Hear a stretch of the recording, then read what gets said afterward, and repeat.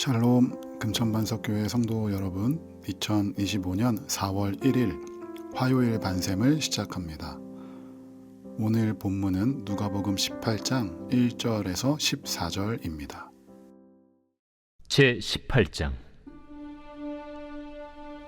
예수께서 그들에게 항상 기도하고 낙심하지 말아야 할 것을 비유로 말씀하여 이르시되, 어떤 도시에 하나님을 두려워하지 않고 사람을 무시하는 한 재판장이 있는데, 그 도시에 한 과부가 있어 자주 그에게 가서 내 원수에 대한 나의 원한을 풀어주소서 하되, 그가 얼마 동안 듣지 아니하다가 후에 속으로 생각하되, 내가 하나님을 두려워하지 않고 사람을 무시하나 이 과부가 나를 번거롭게 하니 내가 그 원한을 풀어주리라. 그렇지 않으면 늘 와서 나를 괴롭게 하리라 하였느니라. 불의한 재판장이 말한 것을 들으라. 하물며 하나님께서 그 밤낮 부르짖는 택하신 자들의 원한을 풀어주지 아니하시겠느냐? 그들에게 오래 참으시겠느냐? 내가 너희에게 이르노니 속히 그 원한을 풀어주시리라. 그러나 인자가 올 때 세상에서 믿음을 보겠느냐? 또 자기를 의롭다고 믿고 다른 사람을 멸시하는 자들에게 이 비유로 말씀하시되, 두 사람이 기도하러 성전에 올라가니 하나는 바리새인이요 하나는 세리라. 바리새인은 서서 따로 기도하여 이르되, 하나님이여, 나는 다른 사람들 곧 토색, 불의, 간음을 하는 자들과 같지 아니하고 이 세리와도 같지 아니함을 감사하나이다. 나는 일에 2번씩 금식하고 또 소득의 11조를 드리나이다 하고, 세리는 멀리 서서 감히 눈을 들어 하늘을 쳐다보지도 못하고 다만 가슴을 치며 이르되, 하나님이여, 불쌍히 여기소서. 나는 죄인이로소이다 하였느니라. 내가 너희에게 이르노니 이에 저 바리새인이 아니고 이 사람이 의롭다 하심을 받고 그의 집으로 내려갔느니라. 무릇 자기를 높이는 자는 낮아지고 자기를 낮추는 자는 높아지리라. 오늘은 때 쓰지 않고 때를 기다리기라는 제목으로 말씀 나누겠습니다. 오늘 본문에는 두 가지 비유가 나옵니다. 그중 첫 번째는 과부와 불의한 재판장의 이야기입니다. 1절 시작부터 이 비유를 말씀하시는 목적이 나타납니다. 그 목적은 무엇입니까? 기도하고 낙심하지 말 것입니다. 이 비유를 단순히 하나님한테 떼쓰면 응답해 주신다로 이해하면 안 됩니다. 이 비유는 앞선 17장 말씀과 이어서 보아야 합니다. 예수님의 재림의 때를 알 수가 없습니다. 온갖 추측과 소문들이 난무합니다. 그러나 예수님의 재림의 때는 갑작스럽게 도래할 것이라고 말씀합니다. 그런데 그 날을 기다리는데 지칩니다. 세상은 여전히 불의하고 악인들은 여전히 잘 나가는데 그걸 바라보고 있자니 힘듭니다. 그때 예수님이 낙심하지 말고 기도하라고 말씀하시는 것입니다. 세상을 바라보면 참 억울한 일이 많은 것 같습니다. 정의와 공의의 하나님은 살아계신데 우리가 사는 이 세상은 어쩜 이렇게 불의가 판치는지 모르겠습니다. 악인들에 대해서 하나님이 침묵하는 것 같기도 합니다. 불의한 사람들이 더 잘 나갑니다. 정직하고 신실하게 사는 게 어리석은 게 되어버렸습니다. 그래서 마음이 낙심되기도 하고, 하나님은 살아계신가, 하나님은 알고 계신가 의심이 되기도 합니다. 그러나 낙심하지 마십시오. 기도하십시오. 예수님이 다시 오실 때 궁극적인 구원과 심판이 온전히 이루어질 것입니다. 그날까지 하나님을 신뢰하고 기도하면서 기다리라고 말씀하십니다. 비유에서 한 과부가 등장합니다.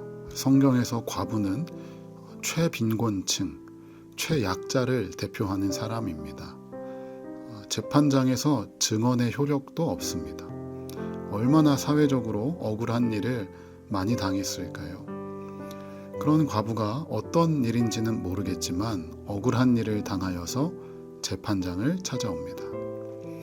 그런데 이 재판장은 2절에서도 소개했다시피 사람을 무시하는 불의한 재판장입니다. 과부와는 상반되는 위치에 있습니다. 남자입니다. 사회적 강자입니다. 기득권입니다.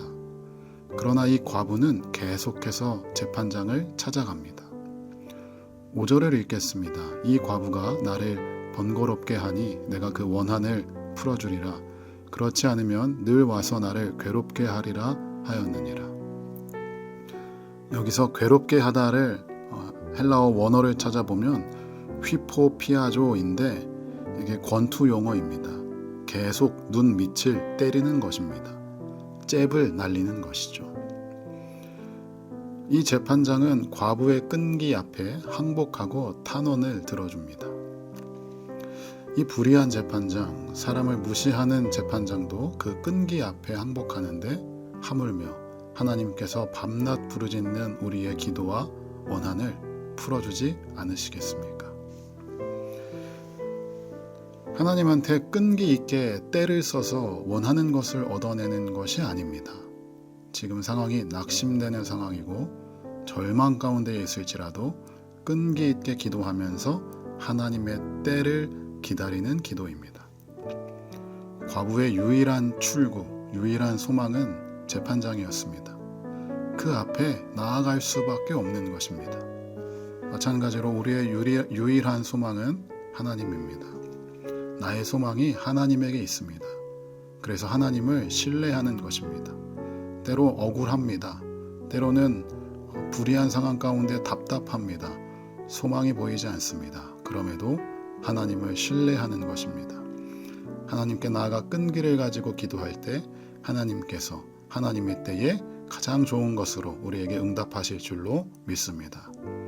기도는 하나님한테 때를 쓰는 것이 아니라 하나님의 가장 완벽한 때를 기다릴 수 있는 것입니다. 9절부터 또 다른 비유가 이어집니다. 이번엔 두 사람이 등장합니다. 한 명은 바리새인, 또 한 명은 세리입니다. 상반되는 입장에 있습니다. 바리새인은 기득권, 주류, 스스로 의롭다고 여기는 사람, 힘과 권력이 있는 사람입니다. 반면 세리는 죄인입니다. 민족의 배반자입니다. 비주류입니다. 돈은 많았지만 늘 사람들에게 손가락질 당하는 사람입니다. 이 두 사람이 성전에 올라와서 기도합니다. 이 두 사람의 기도가 비교됩니다. 바리새인은 자기를 과시하는 기도, 남과 비교하는 기도, 다른 사람을 정죄하는 기도, 26단어로 이루어진 긴 기도입니다. 그러나 세리의 기도는 조용히 눈에 띄지 않는 기도, 자신의 죄를 고백하는 기도, 핑계나 변명하지 않고 본인의 죄성을 인정하는 기도, 5단어로 이루어진 짧은 기도입니다. 바리새인의 기도는 자신의 의를 드러내는 기도로 가득합니다. 죄인이라 여기는 세리의 옷깃이 스칠까봐 따로 서서 기도합니다. 상대적 우월감을 자랑하며 세리를 멸시합니다. 그의 기도에는 회개도 겸손한 간구도 없습니다. 남과 비교하면서 자기 만족과 자기 자랑뿐입니다. 그러나 세리는 멀리 떨어져 기도합니다. 고개를 숙인 채 가슴을 치며 한 말이라고는 불쌍히 여기소서. 나는 죄인입니다. 다른 사람과 비교하지 않고 하나님 앞에서 자신을 살피며 하나님과의 관계에만 집중하는 기도였습니다. 그리고 이러한 기도에 대해서 예수님이 결론을 내리죠. 14절입니다. 자기를 높이는 자는 낮아지고 자기를 낮추는 자는 높아지리라. 이것은 그저 단순히 겸손하라는 말이 아닙니다. 하나님 앞에 나의 있는 모습 그대로를 인정하고 나아가야 한다는 뜻입니다. 포장할 필요도 없습니다. 변명의 여지도 없습니다. 우리는 다 똑같은 죄인입니다. 그리고 이런 죄인에게 필요한 것은 하나님의 자비와 은혜뿐입니다. 오늘날 많은 사람들이 참 남에게 관심이 많습니다. 그리고 남과 비교하면서 자신의 우월감을 확인하고 자신의 존재감을 확인합니다. 심지어 교회 안에서도 신앙 안에서도 그렇습니다. 그러나 여러분, 남에게 관심 갖지 마십시오. 남이 뭘 하는지 그건 중요하지 않습니다. 하나님 앞에서 홀로 선 내가 하나님과의 관계를 점검하고 남을 비판하고 손가락질하기 전에 먼저 나를 돌아보고 내가 주님 앞에서 죄인임이 깨달아지고 그래서 남을 통해서 나의 의를 확인하는 것이 아니라 이 죄인에게 필요한 것은 오직 은혜와 자비뿐이니 그 예수 그리스도의 의로 살아가는 우리가 되어야 할 줄로 믿습니다. 오늘 여러분의 기도는 어떠하신가요? 이 죄인에게 하나님의 은혜와 자비를 구하는 기도가 우리의 입술에서 나오기를 축복합니다.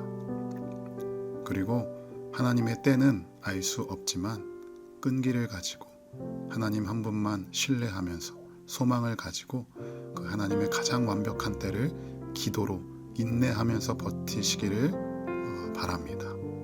우리 이 시간 함께 기도하겠습니다. 이 시간 기도할 때 나의 지혜보다 크신 하나님의 지혜와 경륜을 신뢰합니다. 하나님의 때를 기다립니다. 그 때를 기다리다가 낙심하지 않고 실망하는 것이 아니라 우리가 끈기 있게 끝까지 기도하면서 하나님의 때를 기다리게 하여 주시옵소서라고 기도하시고 또한 하나님, 나는 주님 앞에 죄인입니다. 나에게 필요한 것은 주님의 은혜입니다. 다른 사람과 비교하면서 나의 존재감을 확인하는 것이 아니라 십자가 앞에서 주님의 은혜 앞에서 나의 존재를 확인하게 하여 주시옵소서라고 이 시간 함께 각자의 자리에서 기도하겠습니다.